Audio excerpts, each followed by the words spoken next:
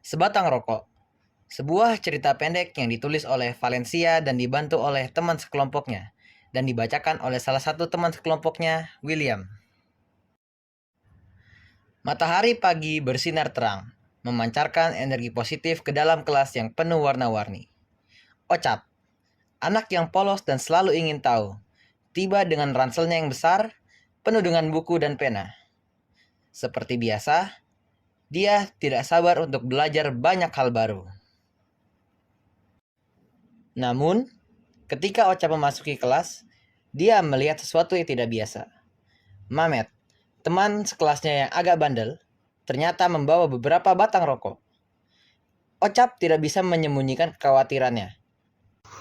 Mamet, itu kan rokok, bahaya tahu. Mamet, dengan sikap kurang peduli, hanya membalas dengan santai. Apa sih? Ngatul lo. Nggak usah peduli gue deh. Lu mau gue laporin ke orang tua lu tentang nilai matematika lu yang jelek itu. Ocap mulai merasa panik saat Mamet mengucapkan kata-kata yang mengejutkan itu. Suaranya gemetar ketika dia berkata, Jangan dong, kamu mah ngaduan orangnya. namun, Mamet hanya tersenyum licik dan memberikan ancaman. Kalau lu nggak mau dilaporin, lu harus cobain rokok. Ocap dengan polosnya itu menyaut. Emangnya rokok itu enak? Lalu, Mamet dengan percaya diri menjawab. Enak banget loh, Cap. Sebelum bibir Ocap menyentuh rokok yang sudah dinyalakan oleh Mamet, Bu Serim dengan langkah tegas memasuki kelas mereka. Suara langkahnya yang tenang memecah keheningan di ruangan itu. Stop!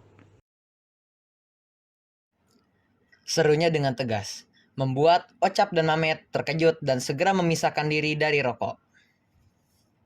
Ocap berkata, Bu Serim? Mamet, masih dengan tatapan keras, juga bersuara.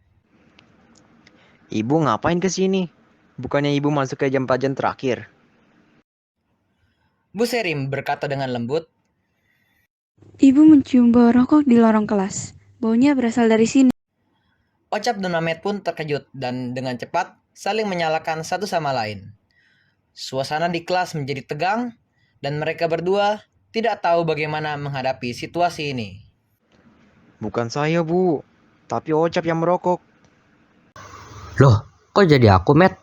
Bukannya tadi kamu yang ngancam kalau kamu mau laporin orang tuaku soal nilai matematikaku dan menyuruhku untuk merokok? Tiba-tiba, Bu Serim yang tenang dan penuh pengertian mengucapkan kata-kata yang membuat mereka tercengang. Sudahlah, Ocap, Mamet. Ujar Bu Serim dengan suara lembut. Ibu sudah mengamati tindakan kalian dari awal.